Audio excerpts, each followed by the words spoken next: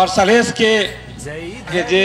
दलित कोख में जन्म लकर आज सब जाति सब धर्म सब वर्ग के लोग उनका पूजा करे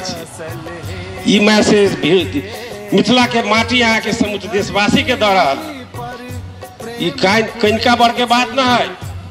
ई मिथिला के माइट से यहाँ के सब लोग मिल के जाके देश बनाओ समाज बनाओ संगे चलू राष्ट्रीयता जोगाओ राष्ट्रीय एकता जोगाओ और मिलकर रहू संप्रदाय के सद्भाव जोगाओ। ठीक है अधिकार के बारे में हमरा जे कोई कहे हम राष्ट्रपति छी हम कहब अपने सब हमरा यहाँ के अपने सबके आशीर्वाद से देशवासी के आशीर्वाद से मिथिला में जन्म भेल और मिथिलावासी और देशवासी हमरा जय स्थान पर देने छी हम वही से देखे छिए हिमालय से पहाड़ देख ल हिमालय नेपाली पहाड़ी नेपाली या मधेसी नेपाली या पूर्व से पश्चिम से पहले हम सब नेपाली छी और मॉडर्न युग में अब हमरा केना के एकरा व्यवस्थापन करऽ पड़त एहि धरती के राष्ट्र के